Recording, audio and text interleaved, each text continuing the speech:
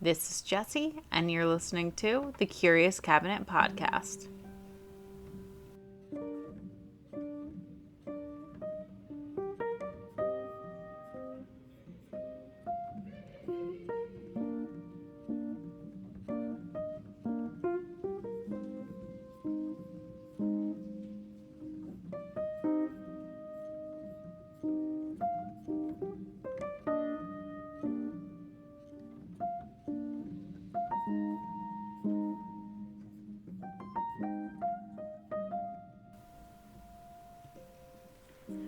Startex is a small town residing in Spartanburg County, North Carolina, with a population of about 1,500 people. The name of the town came from a 1900s textile mill owner who wanted to start a business with an X from his old one, like Start X. It's one of those small towns where everybody knows everybody. It was October 26, 2011. It was a crisp fall day with leaves falling and the smell of apple cinnamon in the air. It was around Halloween, so decorations were scattered around town as people began to get their children ready for trick-or-treating. Ghosts hanging from trees, witches on broomsticks casting shadows onto the fronts of houses, and skeletons. Lots of skeletons. So many that when a group of teenagers looking for scrap metal behind homes on South Main Street had stumbled across one, they thought it was just a discarded decoration. Shortly before 1 p.m. that day, the gruesome discovery had been made in the quiet mill village. As the group of teens searched for copper wire or old appliances, they discovered something far more sinister. The skeletal remains of a woman who had been wrapped in plastic lay under a couch that had been tossed into the woods. Horrified, they called the police immediately. They took one look and knew that they were investigating a homicide. As they investigated, they carefully removed each piece of furniture to ensure that they didn't destroy any possible evidence. It was clear to see the body had been there for years. Pictures were taken of each item close by, and manufacturing codes were kept as evidence to try to help pinpoint what time period the woman's body may have been placed in the woods. The police quickly secured the scene, and the same day, Dr. Suzanne Abel, a forensic anthropologist, drove up the coast to come and assist with the investigation. As an anthropologist, she specialized in examining hard tissue like bones. This is especially important with this type of case since no one is able to physically identify the person since the body has long since decomposed. They can also be crucial in identifying the weight of the person or if the person had suffered any type of injuries such as broken bones throughout their whole life or, before they were killed, right when they were killed.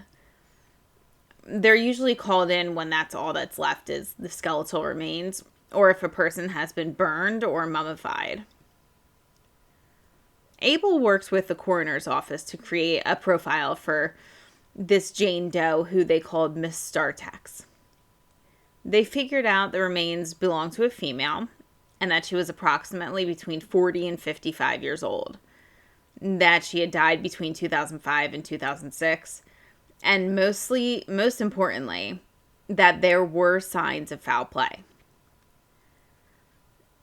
The body had been deliberately hidden and wrapped in plastic, so obviously they were trying to conceal it.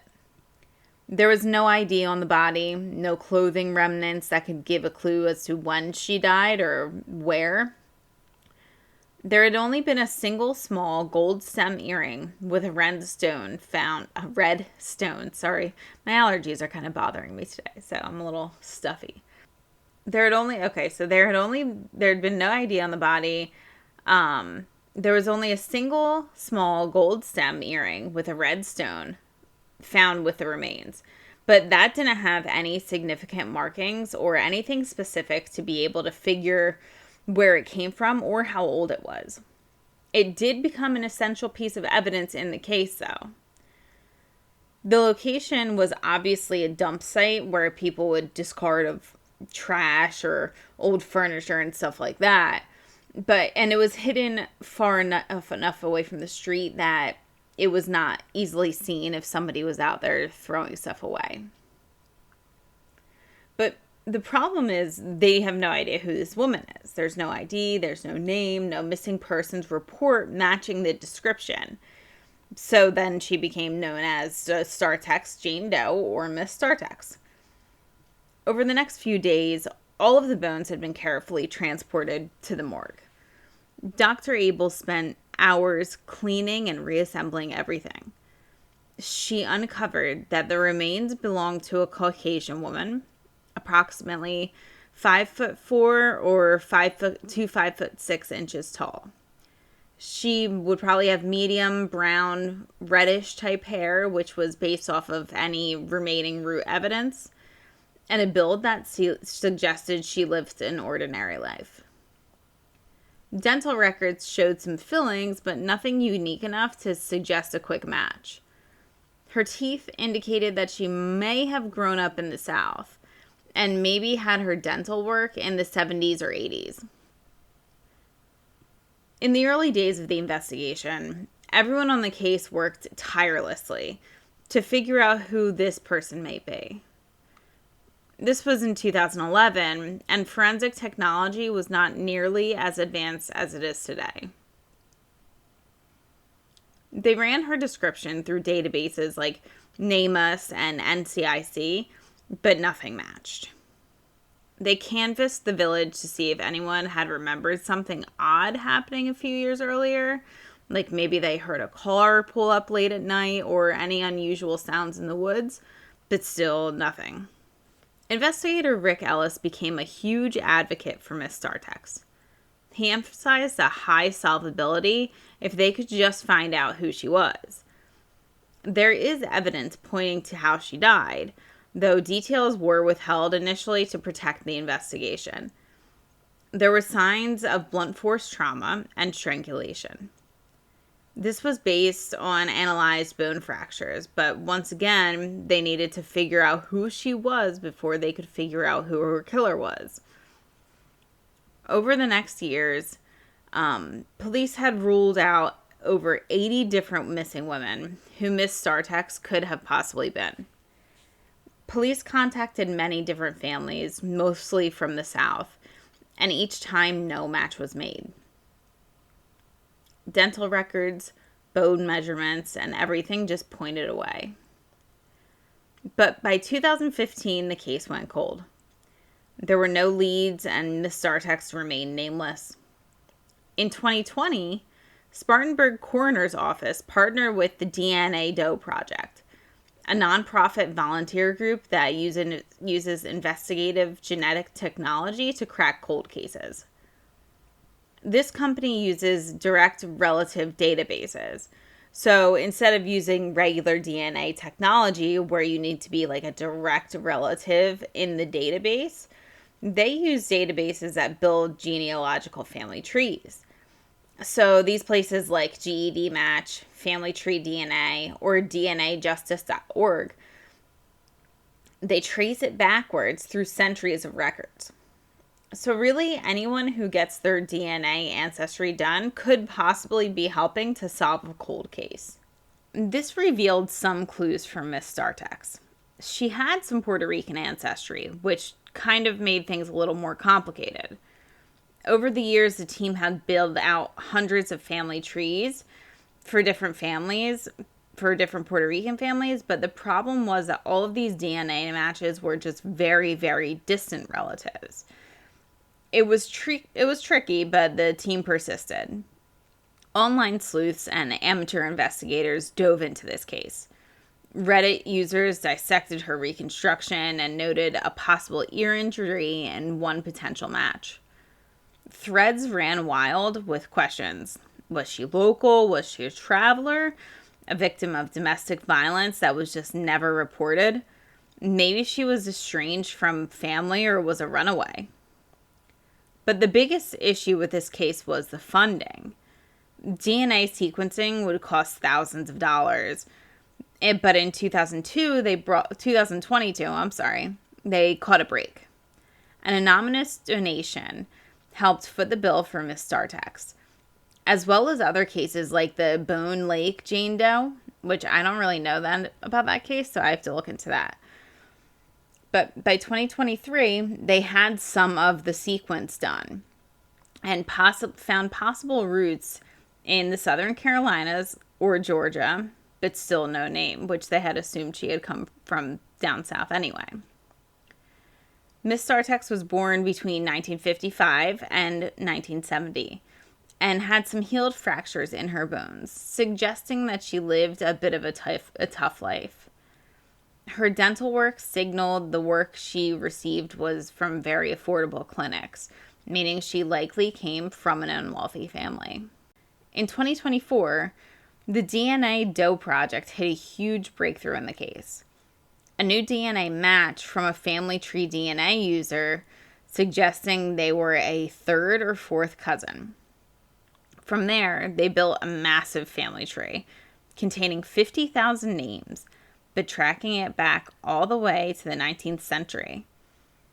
Hours researching census records, birth certificates, obituaries, and before long, they had the names of her biological parents, who were from Orange County, New York. The father, as expected, was Puerto Rican, and the mother had deep roots within the area. But none of their children had been reported missing. It became apparent that Jolene must have been adopted at some point. And when investigators dug deeper, they found out that Jolene's mother died when she was very, very young, leaving behind 9 children. Someone to live with an aunt, someone to live with family in Puerto Rico, and 2 of the children had been adopted and later moved to South Carolina. When Jolene's adoptive parents were interviewed, they learned that one of their children had been missing for 2 decades. Follow-up DNA testing confirmed it was, in fact, Jolene. So they found out Jolene had lived a life marked by struggle. She was born in New York, and as I just told you before, she lost her mother at a very young age and had been adopted. She had been living in the town of Cowpens between 2003 and 2005, which was near Startex when she disappeared. She'd been dead for 6 years before anyone found her body. Records show that she grew up in the working class family, probably in South Carolina, or nearby states. She had relatives scattered around the region, but by 30, she had become estranged, possibly because of addiction, relationships gone wrong, or just drifting. No official persons report was filed, which is just really, really sad. I mean, she went missing and nobody filed a missing persons report. Friends recalled her as kind-hearted, but troubled. Her family said that she had gone missing before, and they had reported it. So then she had been found, and when she went missing again, they just didn't file a report because they thought she'd eventually show up again. The Puerto Rican ancestry kind of threw a curveball for the team, but it was in 2025 it was confirmed with the direct family that the DNA was Jolene, and she was 42 years old at the time of her death. Her family did hold a private memorial for her, finally laying her to rest properly, but the family did wish to be unidentified. And that's a big thing. I couldn't really find much information because her family wished to remain unidentified. I keep saying identified. And there was no missing persons report. I can't be like, oh, how come they didn't do that? But like, I don't think I could ever not file a missing persons report if my kid was missing for 2 decades. Like, that's a long time. I mean, I don't really know what her family life was like either, so I can't really speak to that. But, I'm guessing it wasn't great. Investigator Ellis said he had mixed feelings about finding out White's identity. He said even after that period of time, her mother had a hope that her daughter was going to come walking through that door. And I just took all that hope away from her, he explained. Did I offer her closure? I did. She knows where her daughter is. She knows the circumstances of her passing. But now that Miss Startex finally has a name, the next question is, who killed her? The investigation remains open, and detectives have since re-interviewed associates. Was she in an abusive relationship? Was she involved in something dangerous? Who knows? I mean, it's very sad. It's very sad to me that, someone just went missing and nobody reported her missing. I don't know how a parent could do that. But anyway, so the dump site does suggest that it could be a local killer. Maybe someone who knew the area well enough to know she would go unnoticed, at least for a long time. Or maybe the killer is someone who knew her and knew she would go unreporting in a missing persons case, so it just didn't matter. But hopefully this case brings her family some closure after being missing for so long. Hopefully now they can move forward and figure out who her killer really is. Today was just a short little story. I just wanted to talk about that because I still think about how, that's just so sad. Nobody reported her missing. It's so sad. But if you haven't already, don't forget to subscribe to my channel. Check me out on TikTok, Instagram, and Facebook. I put new episodes out every Tuesday. I'm trying to get better because I haven't been doing great with it. But okay. Thanks for listening, guys. Until next week.